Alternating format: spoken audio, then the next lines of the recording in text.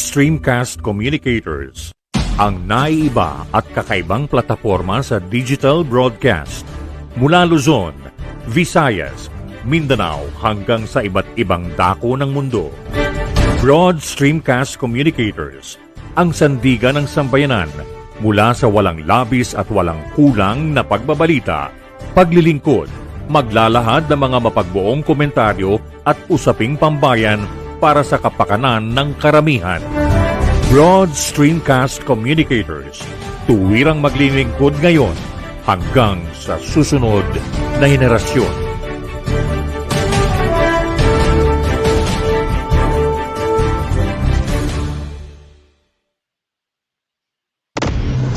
Usapang Bayan. Usapang Bayan. Usapang Bayan. Isang makabuluhang talakayan tungkol sa mga mahahalagang samut-saring kaalaman. Usapang Bayan. Halina kayo, manood, makinig, makiisa, at makialam. Usapang Bayan. Ating limiin mga impormasyon na makatutulong sa ikauunlad ng ating mahal na nasyon. Samahan natin si Melly Tenorio. Melly Tenorio sa Usapang Bayan.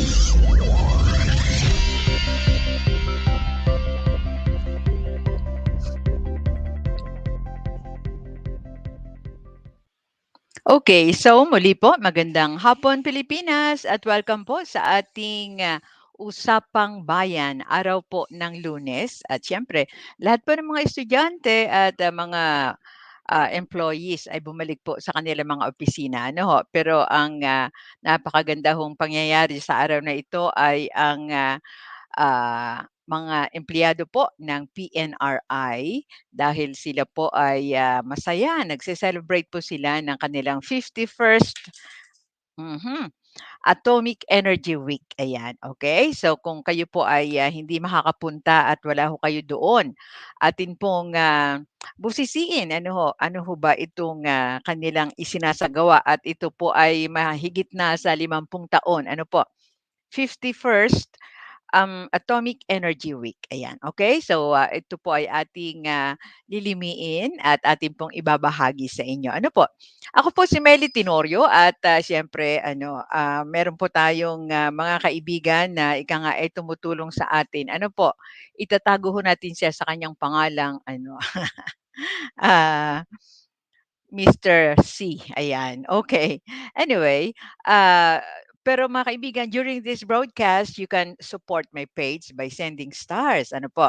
Ito po ay isang digital gift that helps me or our page, ang BSC, Multimedia Services, na ika nga magkaroon naman po kami ng konting suporta mula ho sa inyo. Ano ho? Okay, so bago ho natin simulan ang ating pong pagpapakilala sa mga tao po na ika nga um, nagsasagawa ng ika-aayos po ng presentasyon ng evento ng PNRI. Gusto ko lang po munang i-congratulate ang lahat po ng mga nurses, ayan, sa buong bansa na nakapasa po sa exam. Alam niyo, napakagaling ng isang eskwelahan. Okay. So, ayan po mga kaibigan. Itong eskwelahang ito ay ang West Visayas State University sa Iloilo City. Sila po ay 100% yung kanilang mga nakapasa na kumuha po ng nursing examination at sa kanila po yung 4 ba o 6 na top notchers. Ayan, okay. So isa po doon ay ang aking apo. Ayan, ang aking magandang apo. Wala akong iba kundi si Neri Dem Defensor Bernasol. Ayan.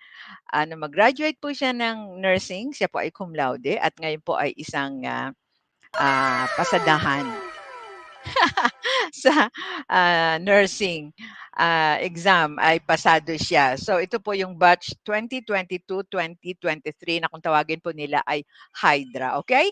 So congratulations mga bata, pero siyempre dapat hindi lamang ipapasa ninyo. Dapat ay magsasagawa kayo ng paraan para kayo ay maging maunlad, magaling na nurse at makatulong po kayo sa ating mga kababayan, di ba?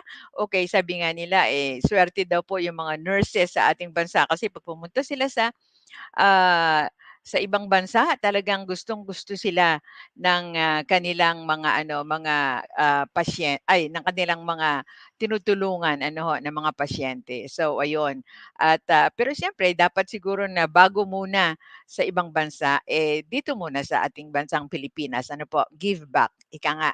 Para ika nga, yung pong services na inyo pong maibibigay doon po sa ating mga kaibigan sa ibang bansa ay, makamtan muna ng ating, mga kababayan, ayan. Okay. So, mga kaibigan, ito po ang ating usapang bayan at ang ating pong, nais na ibahagi sa inyo sa araw na ito ay ang, ika-51st anniversary po ng, PNRI. So, Gear Up, 51st Atomic Energy Week ng, PNRI at, ito po ay, ano, sinimulan kaninang, umaga, ayan. Nag-mass muna sila ng 9 o'clock at, hanggang ngayon po ay kasalukuyan pa rin silang, nagsasagawa ng, kanilang, event. Ano po, so, gearing up the next generation towards a nuclear Philippines. Yun po ang theme ng, Atomic Energy Week na, sine-celebrate po ngayon at ito po ay, more than 50 years kaya 51st anniversary nila. Ano po, okay. So, gusto ko lang pong ano, banggitin na ika nga, ito pong, week-long celebration ay siyempre ang highlight po nito yung latest innovation sa nuclear science and technology. At ito po ay hindi lamang sine-celebrate kasi, pero ito po ay, dapat i-celebrate dahil nga po sa ito ay mandated under the Presidential Proclamation number 1211 noon pong year 1973 ano ho, na nagdedeklara na ang December 7 to 15 ay, at ang second week ng bawat taon ay, gaganapin po ang Atomic Energy Week or AEW. Bahagi po ito ng, effort po ng ating pamahalaan to generate awareness of the Filipino people on the beneficial uses of nuclear science and technology, ayan. Okay, so, dito po sa proklamasyon na ito ang, ating pamahalaan po, ang ating gobyerno ay napansin nila yung extraordinary advances sa siyensya at teknolohiya dahil po sa paggamit ng atomic energy at sabi nga nila ito po ay quote, "versatile tool in research and development," unquote, ayan. Yung proclamation po napansin din na ang nuclear energy ay isang quote, "major source of power," unquote. Kaya ito po ay, kailangang i-push ang atomic energy development sa ating bansa bilang vital factor sa sasagawa po ng, nation building, okay.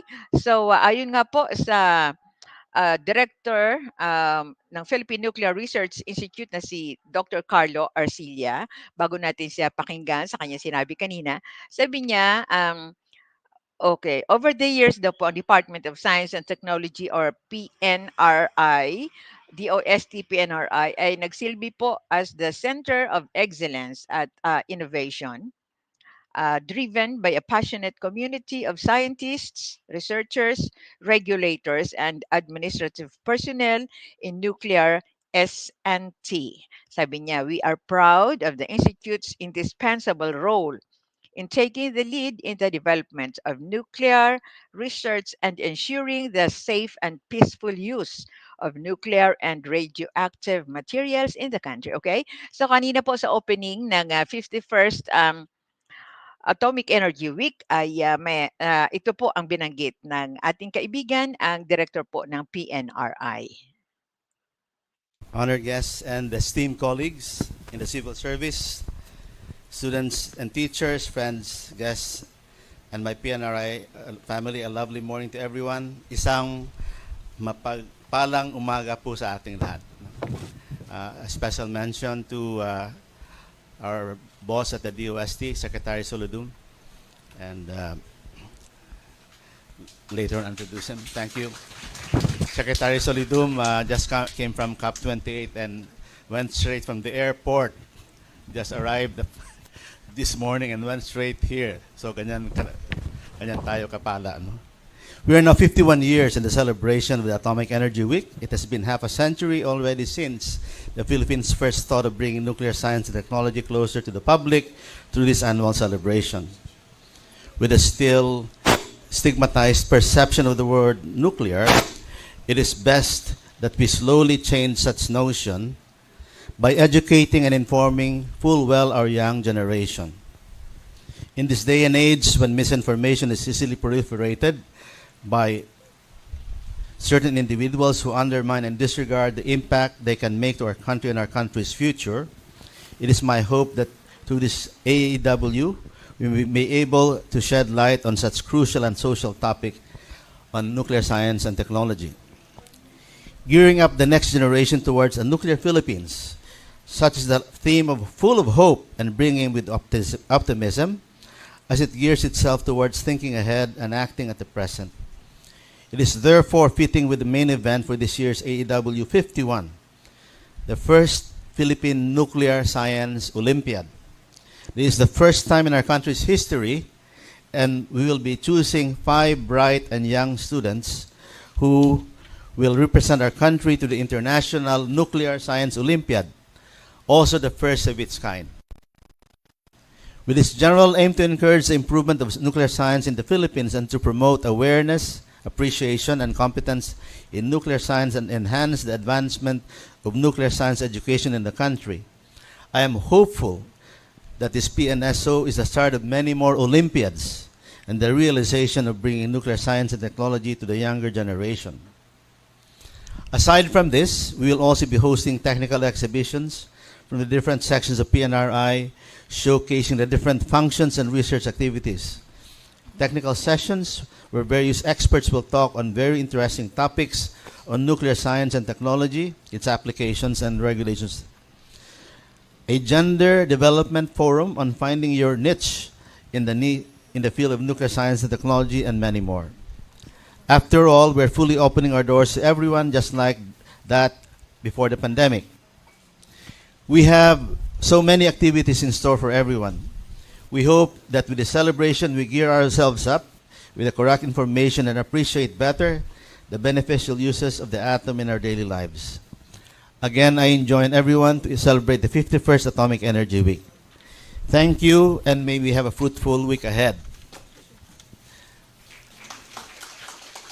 And at this juncture, I'd like to introduce our next speaker who will give an inspirational and keynote message, Dr. Renato Solidum. Hindi pa po, no.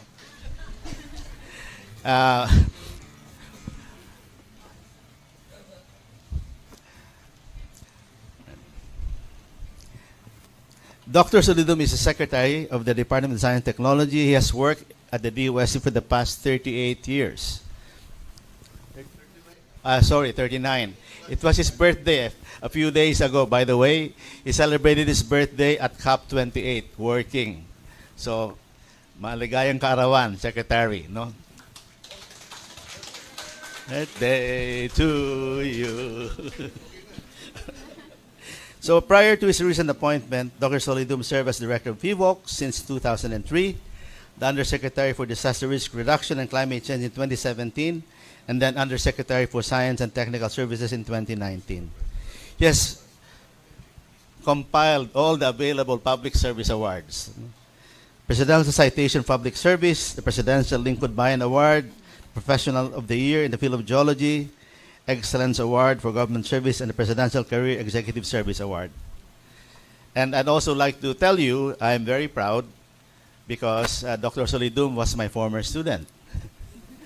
Believe it or not, at UP, I was a young graduate, and he was one of my best students. No, so he was my student, and then I graduated and worked in the industry while he was at PHIVOC, and then we became classmates, doing our masters at the University of Illinois at Chicago, and then he did his PhD at UC San Diego.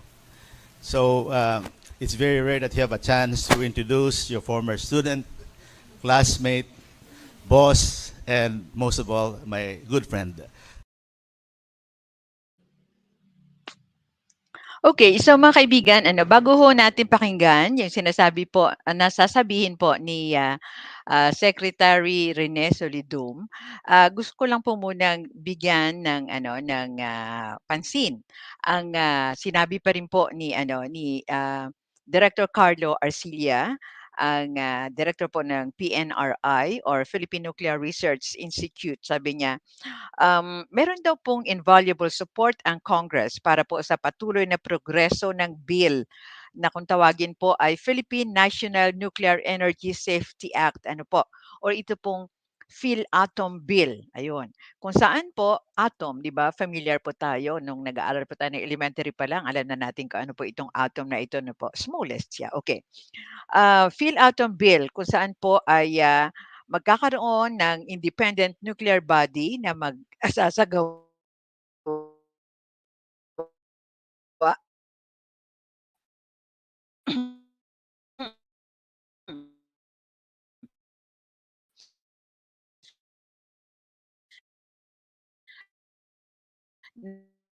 ng regulatory responsibilities ang PNRI, agriculture, sa medicine, sa industry, at saka sa environment na kung saan po ay ifi-feature ang sa susunod na mga ilang araw diyan po sa sa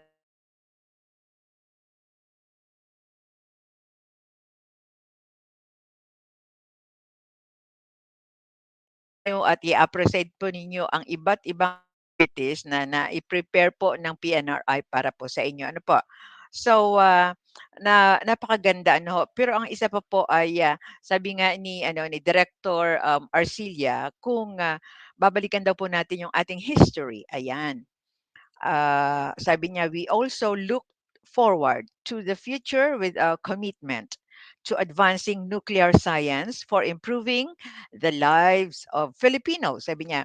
So, may umaasa raw po sila na isi-share nila sa mga kababayan natin, sa inyo mga kaibigan, sa taong ito ang mga natanggap nilang mga parangal, mga accolades at ang kanilang vision para sa susunod na mga panahon or sa future ano po at ang brilliance po or kagalingan po ng ating mga kababayan. Ang isang milestone daw po sa taong ito ay ang bubukas na muli, alright? Reopening ng nuclear reactor training facility sa Pilipinas. At ito po ay ang pagsasagawa ng PRR-1 Subcritical Assembly for Training, Education and Research or itong tinatawag na SATER. Ayan. Alright. So, ayun at kung itong suporta po ng ating mga kaibigan sa Kongreso ay tuloy-tuloy, magkakaroon po tayo ng Philippine Nuclear Energy Safety Act. Ayan. So, mas mapapalapit ang kagalingan or ang paggamit po natin ng nuclear energy kapag na ituloy po itong Philippine National Nuclear Energy Safety Act na ito. Kasi siyempre, alam niyo naman ang mga kababayan natin, mga Pinoy, kapag makarinig po sila ng radiation, ng nuclear, ng atomic, naiiba po yung kanilang pag-iisip. Kasi siyempre kung hindi ho natin masyadong alam kung ano ba ito, baka aakalain natin na parang nangyari sa Japan nung sumabog yung atomic bomb, ano ho.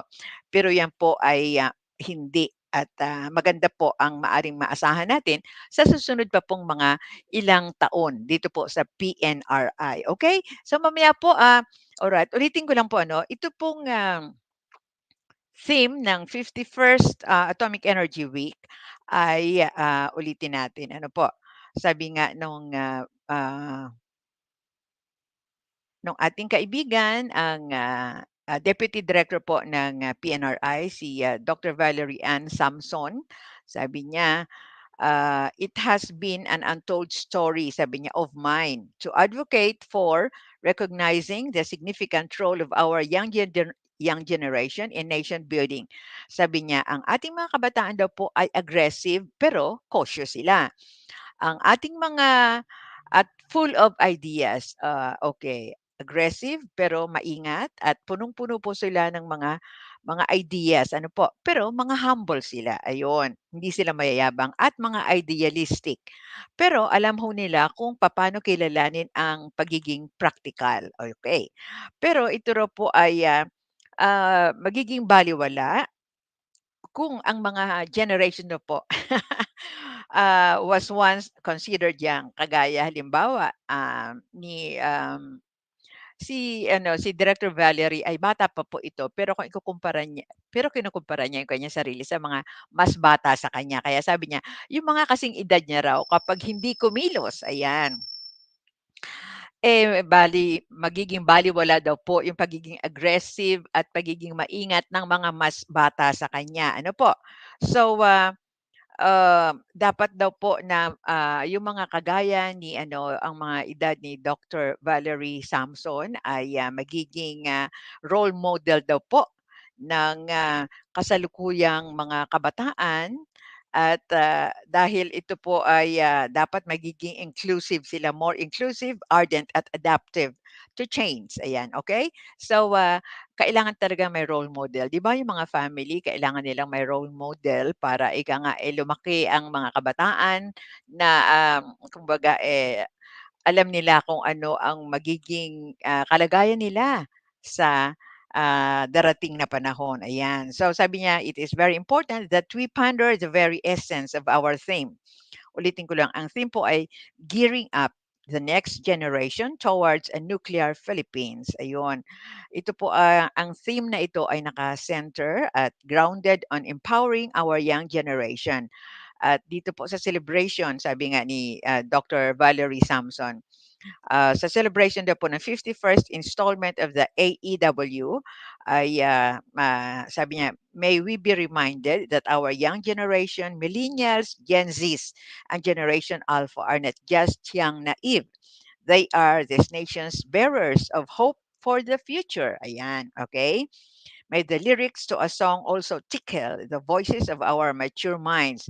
When you are young, they assume you know nothing. Okay? So balikan na natin si Secretary Renato Solidum sa kanya pong mensahe. Civil Service Commission Chairperson Carlo Alexei B. Nograles, DOST Philippine Nuclear Research Institute Director Carlo A. Arcilla, Undersecretary Ted Gatchalian, Assistant Secretary Dian Ignacio, other DOST officials, Assistant Secretary Naponilio, colleagues from government, the DOST PNRI family, a pleasant day to everyone. I'd also like to specially mention our partner for the first Philippine Nuclear Olympiad, DAPE Director of Bureau of Learning Delivery, Dr. Laila P. Ariola.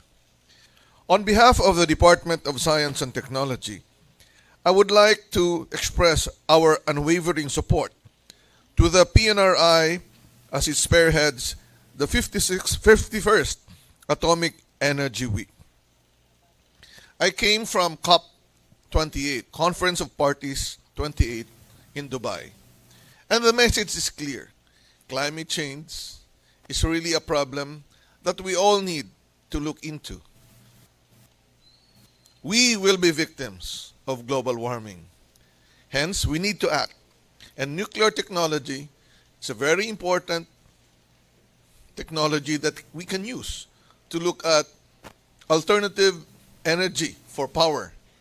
But more importantly, for the role of the Department of Science and Technology to use nuclear technology to develop new breeds of agricultural crops that are resistant to heat or would use less water so that our food supply will be less affected. In terms of our water supply, which will be imperiled by global warming, we need to use nuclear technology to the maximum that we can so that we can actually have better water management for our people. Protection of the environment would also use nuclear technology.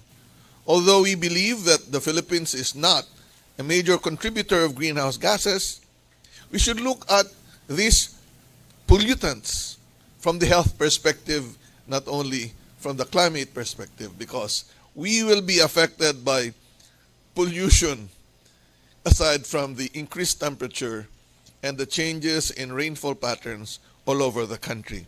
Hence, although we are celebrating the Atomic Energy Week and we are focused on nuclear technology, I'd like to send a message that we should really look into this global climate change problem while doing our own core mandates at the Department of Science and Technology. As agencies, we need to contribute to really prepare the world, the Philippines, our kababayans, for the effect of global warming. Nuclear science, technology, and innovation certainly serves at the forefront of meeting the country's myriad challenges: food security, disaster risk reduction, plastic pollution, aside from climate change that I mentioned. The Philippines perseveres towards its commitments under the United Nations Sustainable Development Goals, and with the help of nuclear and radiation applications, the strides may be slow, but they are certain and enduring. Apart from its well-established roles in medicine, agriculture, and industry, the renewed campaign towards the inclusion of nuclear power in the energy mix adds a new dimension to the roles of DOST and Philippine Nuclear Research Institute, not only in mastering a potentially invaluable power source for economic progress, but our major role would be in ensuring safety, security, and responsible use. To this end, the department once again expresses its support to the efforts of the Nuclear Energy Program Interagency Committee, which is headed by the Department of Energy, as well as the establishment of a unified independent regulatory body for ionizing radiation sources through the Bill for the Philippine National Nuclear Energy Safety Act, approved on third reading of the House of Representatives and tackled last December 1 during the S&T Committee hearing at the Senate. I also find particularly commendable the AEW's theme for this year, gearing up the next generation towards a nuclear Philippines. It is quite timely and consistent with the DOST's renewed thrust towards reaching out to the youth, inspiring more to take up science-related courses, and I'm very glad that the AEW, the Atomic Energy Week, manifests these ideals through the trailblazing Philippine Nuclear Science Olympiad, as well as the technical sessions and open house exhibition of technologies and laboratories presented by no less than PNRI's very own researchers. Indeed, these accomplishments in the nuclear field are further reflected in the Institute's expanding roster of DOST Balik scientists, S&T fellows like these two here in front of us, and publications. Ang yabang nga ni Director sila daw number 1 sa DOST. In reputed international avenues. So palakpakan sa PNRI. The challenge of our research and development institutes is to bring these technologies, this knowledge, closer to the Filipino public, for which this annual celebration proves to be instrumental.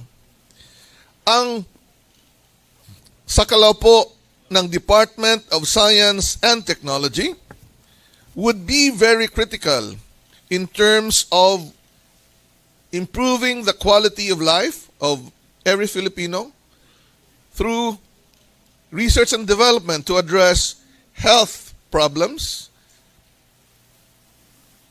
having access to nutritious food, having access to clean water, decent shelter and clothing.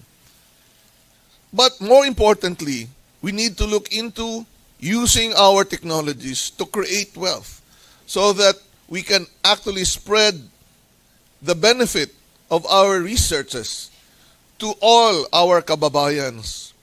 But to create wealth means we also need to protect the wealth that we create.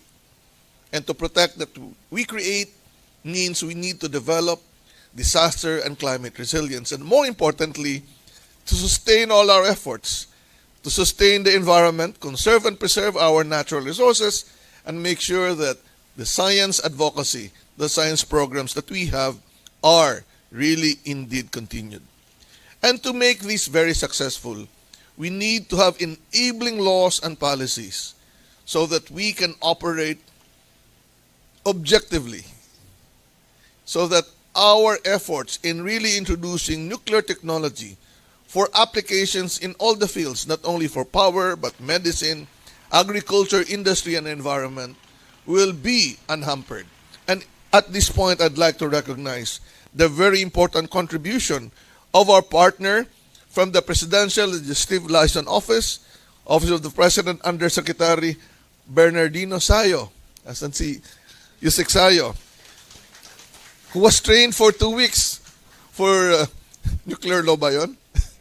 And indeed, it is very important that researchers are assisted by these enabling laws and policies. So maraming salamat. Gusto ko pong ulitin na sa DOST ang ating mantra, negosyo ay tsakikita sa siyensya at teknolohiya.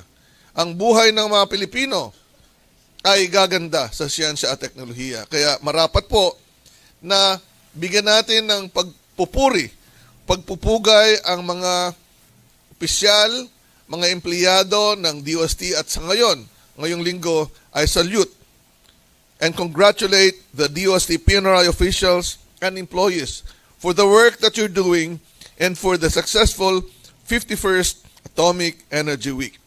Know that your DOST family supports these initiatives all the way, and in the spirit of one DOST for you, we will be really impacting our kababayans for the better. Mabuhay po ang DOST PNRI.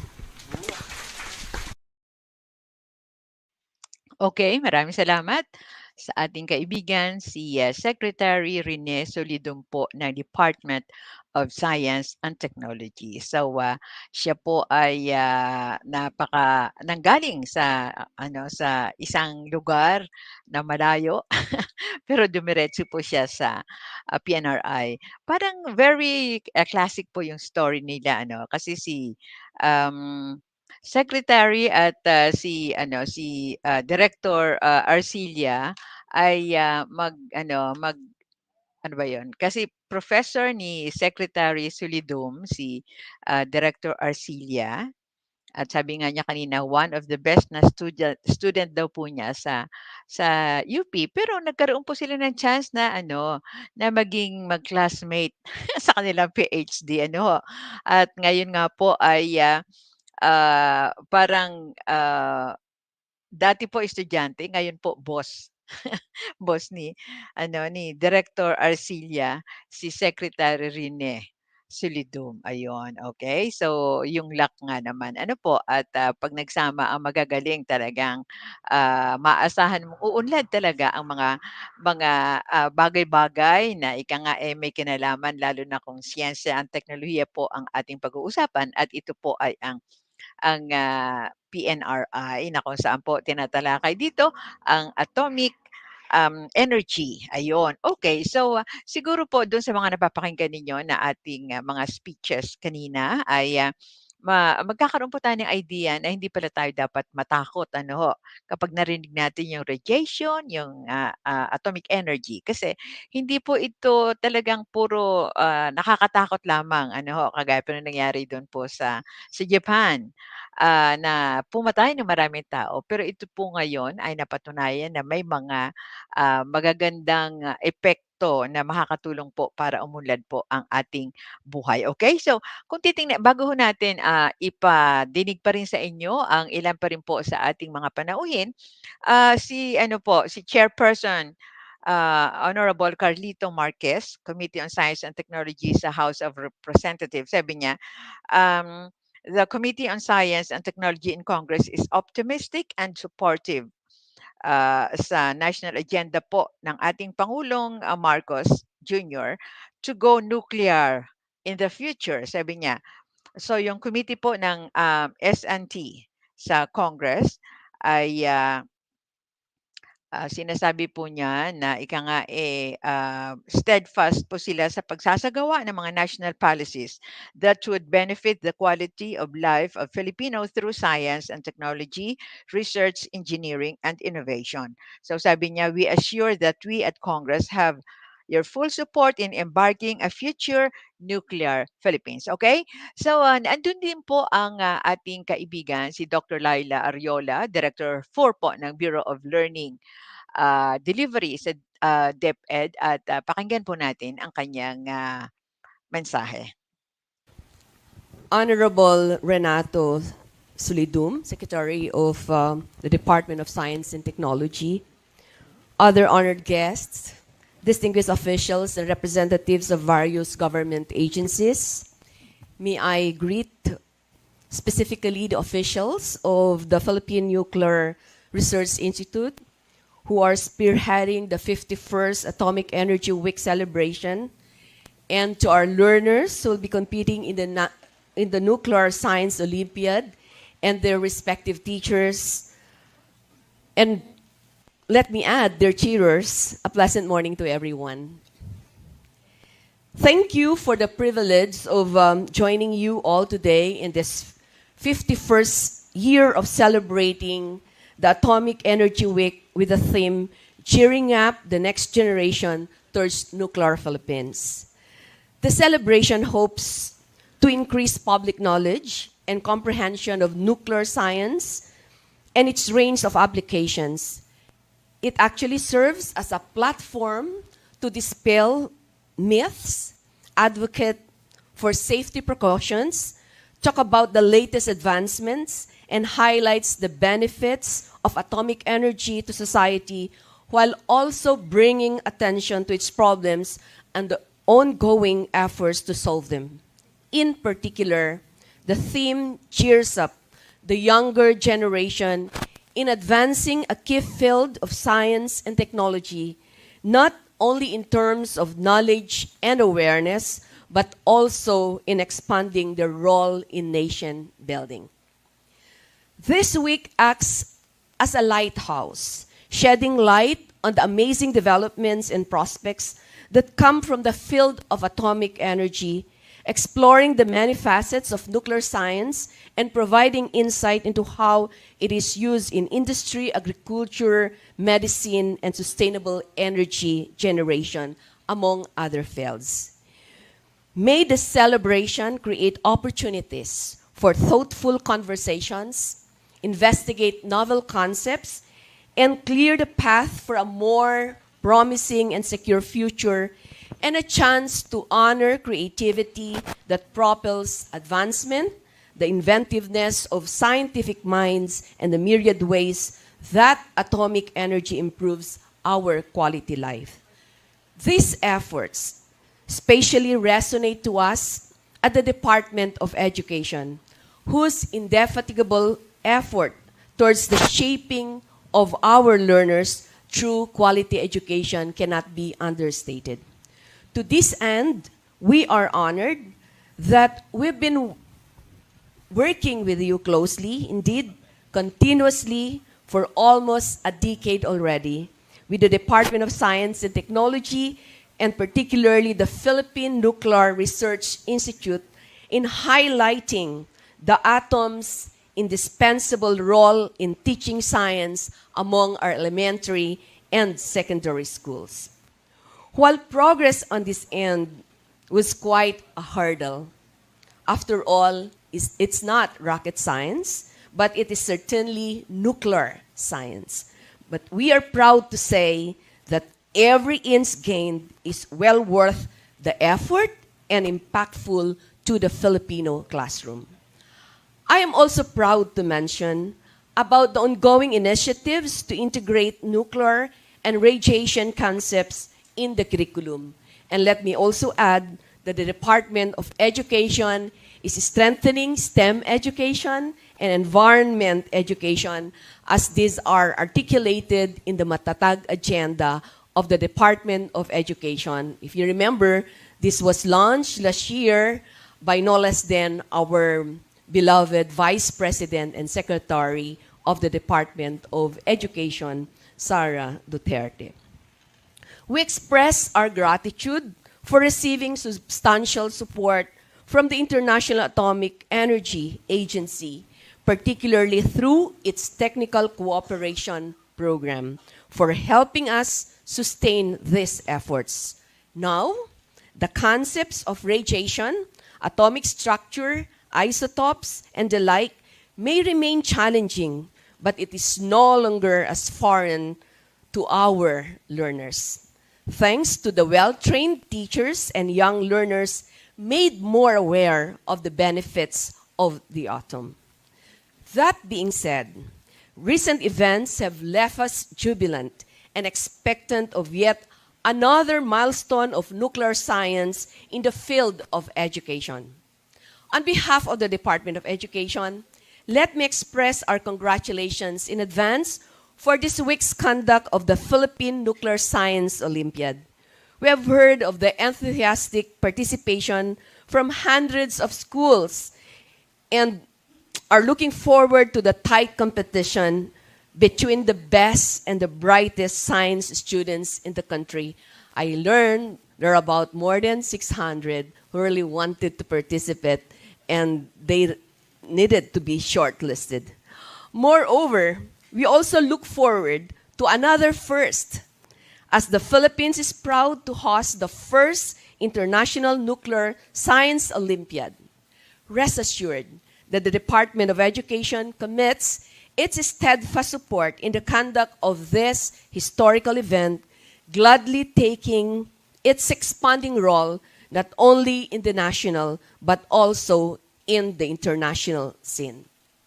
This brings us back to this Atomic Energy Week, which celebrates the culmination of this successes, both past and present, while also looking forward to a brighter future paved by nuclear science. Once again, I'd like to say thank you to DOST and PNRI for our continued partnership in these endeavors, and I'm confident that together we can help push science education to new heights, consistent with your theme of cheering up the youth as the engines driving Philippine progress. Finally, let me say a heartfelt welcome to the Atomic Energy Week, and let's make this a week of learning, enlightening, inspiring love for atomic energy. Thank you very much for making the Department of Education part of this activity. Okay, wow, napakaganda po ng speech ni Dr. Laila Ariola, Director for ng Bureau of Learning, Delivery sa Department of Education. Okay, so ituloy na ho natin, ano po, atin pong nakapanayam ang isang scientist po mula sa PNRI at siya po ay kilala na nagsimula nito pong Carrageenan Growth Promoter sa mga halaman. Pakinggan po natin si Dr. Lucille Abad. Kasi may proper shielding itong sinasabi natin. So, kahit lumaki facility na nag-i-emit siya ng ionizing radiation na gamma, ito ay meron tayong concrete simento na around 1 meter na syempre, pag gamma, hindi siya tatagos doon kasi otherwise harmful siya sa tao. Syempre, pag nasa loob ka, walang shield, harmful yan sa tao. Pero pag nasa labas ka, naka yan shielded yan siya. So yun. Okay, ma'am. So ano po ang maaasahan natin itong mga darating na araw pa mula sa PNRI? Ang dami po nating research, hindi lang ito sa, na-commercialize natin ang sinatawag natin Carrageenan Plant Growth Promoter. But I don't know kung narinig nyo yung sinasabi na SATER, yung nuclear reactor, yan yung pagyayabang talaga natin kasi gawang-gawa ng ating mga scientists dito sa Pilipinas. If you recall noon, meron tayong nuclear reactor na hindi pang commercial, hindi gaya ng pang electricity, but for research purposes na 3 megawatt lang ang kanyang energy. So, nangyari lang nung pina-under siya kasi from 1 megawatt, ini-raise up namin sa 3 megawatt. medyo nagkaroon ng diferensya kasi medyo luma ng ating nuclear reactor. So, parang after so long, naging sinatawag natin mothball siya, walang ginagawa. And in fact, we were trying to think of decommissioning it. Pero dahil sa work ng mga batang scientist, so ginawa nila, pinag-aralan nila na magkaroon ng subcritical assembly. Ang purpose naman nitong subcritical assembly, wala siyang yung tipong unlike na nuclear reactor, na nuclear reaction, na fission nagkakaroon. Ito, subcritical lang. Sabihin, parang stable lang siya, na zero ang kanyang ini-emit na energy. And ang kaganahan nito, it will be good for the training of students, especially yung nag-aaral ng nuclear engineering. Wala pa tayong nuclear engineering dito sa Pilipinas. Nandoon lahat yan sa abroad. But hopefully, it's a good try kasi we are able to raise up the capability of our scientists, not only at PNRI, kasi open naman din tayo sa mga universities sa UP, Mapua, at sa iba-iba pa. Ayun, okay. So, yung mothball ninyo na okay na siya ngayon? Yun na nga, ginawa na siyang subcritical fuel kasi may fuel naman na uranium yan. Hindi na natin gagawin yun kasi gagamitin natin yung facility natin, yung sinasabi, for training and education. Okay. Alright, so ma'am, maraming salamat at sana itong Karajinan ay mas marami pa talaga ang mag-adapt para makatulong talaga sa mga farmers. Okay. Salamat Sige, po. thank you. Bye-bye. Okay, so ayan at itong Karajinan po ay meron ng adapter. Dalawa po yung adapter na siguro pwede nilang lagyan ng kanilang mga brand kung ano po ang gusto nilang ipangalan doon sa Karajinan na growth promoter. At ito po dati kasi para lamang sa palay, pero ngayon lahat na pag-alaman nila na lahat pala na tanim ay po pwedeng paggamitan at ito po ay magpo-produce ng mas maraming mga bunga at mas matibay at malusog na halaman. Ayan, okay?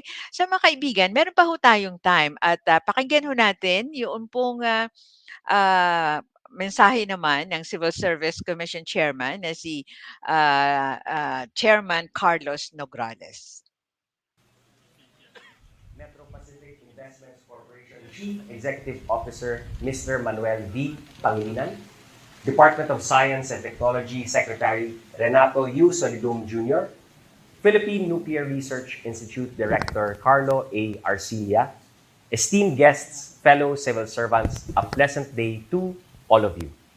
It is my honor to be with you all today and address the most brilliant minds in public service as we kick off the celebration of the 51st Atomic Energy Week pursuant to Presidential Proclamation number 1211, Series of 1973. Congratulations to the PNRI for persevering and making this event an open house, the first one post-pandemic.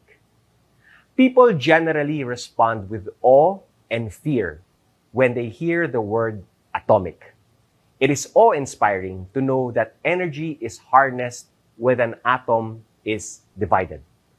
On the other hand, it is distressing that the same energy can be used for destructive purposes. But history has shown that atomic power has greatly contributed to the industrialization of the world and has ushered infinite advancement possibilities. Our very own DOST PNRI is mandated to undertake research and development activities in the peaceful use of nuclear energy, to institute regulations and to carry out the enforcement of regulations to protect the health and safety of radiation workers and the general public. Through the years, the PNRI has utilized the affordances of atomic energy for the benefit of our people and our country. Many of its exemplary initiatives have had nationwide impact on public interest, security, and patrimony, and have been recognized by the CSC through the annual search for outstanding government workers. For one, the Mango Weevil Research Team was awarded the Presidential Lingkod Bayan in 2017 for developing a treatment protocol to fight the dreaded mango pulp weevil or MPW. The technology benefited more than 2.5 million mango farmers, not just from the Philippines, but in Southeast Asia. The team developed the first and only quarantine phytosanitary treatment protocol against MPW. The quarantine treatment involves a dose of radiation lower than USDA recommendation, and this treatment was also approved by USDA Animal Plant Health Inspection Service. The research study led to the amendment of the Plant Protection and Quarantine Treatment Manual, providing researchers an option to mitigate the risk associated with pests for fresh mangoes. The amendment provides policymakers, planners, and implementers with an alternative for the treatment of quarantine pests. Another one is PNRI's Irradiation Services Team, which won the Presidential Lingkod Bayan in 2019. It operates a multi-purpose gamma irradiation facility that can be used for food and agricultural products.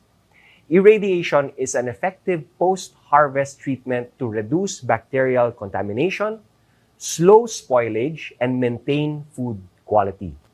The facility was upgraded to semi-commercial scale to improve the performance of the irradiator. And because of this, the increased demand of food and medical industries for irradiation was met. At this juncture, allow me to congratulate in advance the participants of the first ever Philippine Nuclear Science Olympiad. Best of luck to all of you, as the winning team will represent the Philippines in the first International Nuclear Science Olympiad in 2024.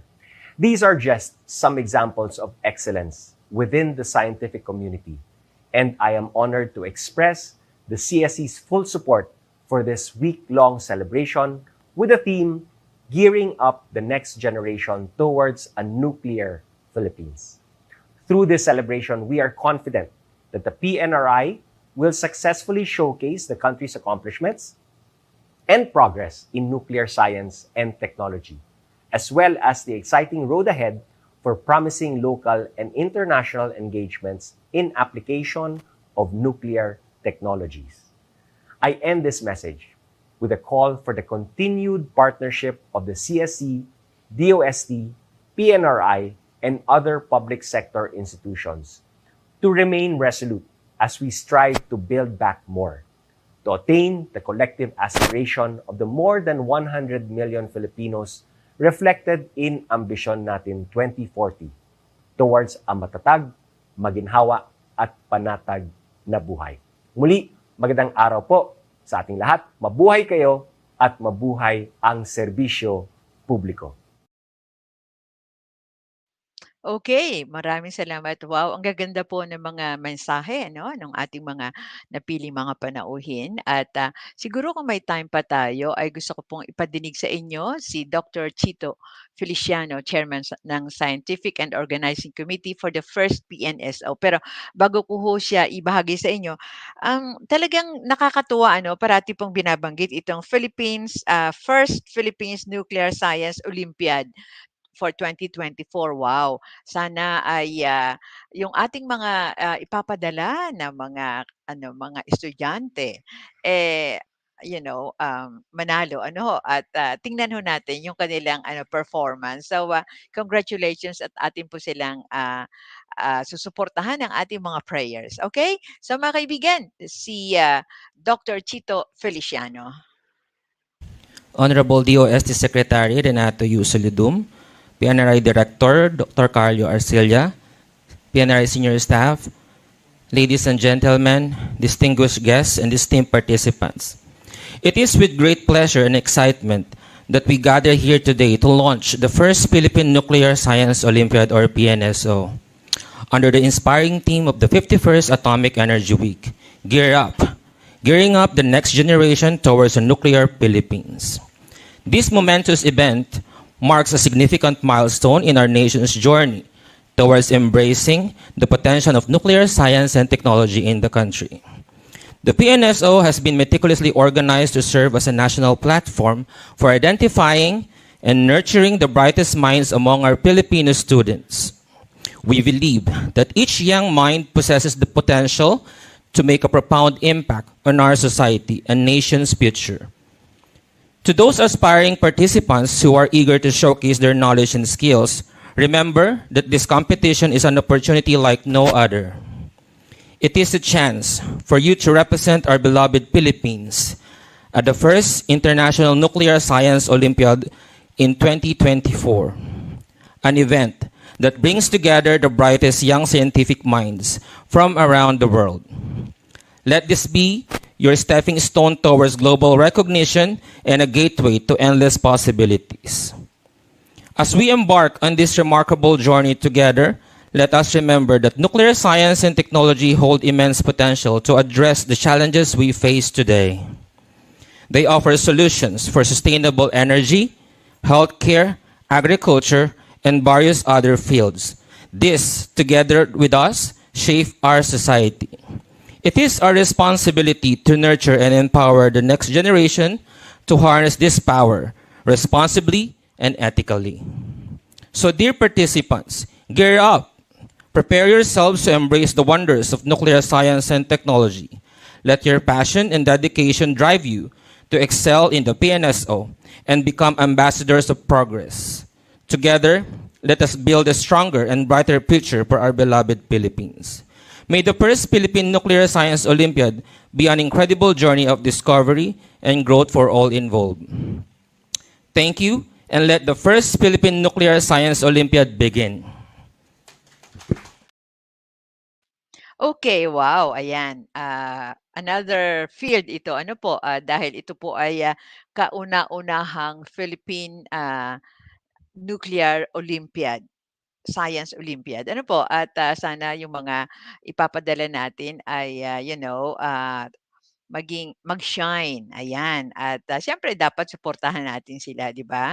Lalong-lalo na ng PNRI. So mga kaibigan, napakagaganda po ng mga mensahe at sana po kahit papaano nakaiwan po ng konting kaalaman sa atin ano po kung ang pag-uusapan po natin ay nuclear, radiation and atomic dahil ito po ay Nuclear Atomic Week. Ayan. So dapat po na Atomic Energy Week. Ayan. Dapat lang po na maging ano tayo, maging maalam at pag nakarinig po tayo ng mga ganitong mga salita hindi ho tayo magpa-panic ano dahil hindi lamang dahil ang nuclear atomic ay makakatulong po para sa ating pamumuhay, sa ating agrikultura, sa ating pagkain, sa ating kalusugan at marami pang iba at hindi lamang po ito nagde-destroy ano po ng mga buhay. Alright, so marami pong salamat sa inyong pakikinig mga kaibigan. Congratulations muli sa aking apo Neri Defensor Bernasol. Ayan. At sila po ay taga West Visayas State University ng Iloilo City. At ayan, congratulations! Aha. Lahat po sila ay pasado. Wow, ang galing. Ano ho? Okay, so ako pong muli si Melly Tenorio. Thank you, Mr. C. At ika nga hanggang bukas po sa isang edition pa rin ng ating Usapang Bayan dito po sa BSC or Broad Streamcast Communicators Multimedia Services. At baka gusto ninyong mag-support sa amin, magpadala po kayo ng mga stars. Ano po? Okay, hanggang bukas. Bye! Ako pong muli si Melly Tenorio. Usapang Bayan. Usapang Bayan. Usapang Bayan. Ating samahang muli si Melly Tenorio sa susunod na edisyon ng Usapang Bayan. Usapang Bayan. Dito sa BSC Broad Streamcast Communicators. Hanggang sa muli.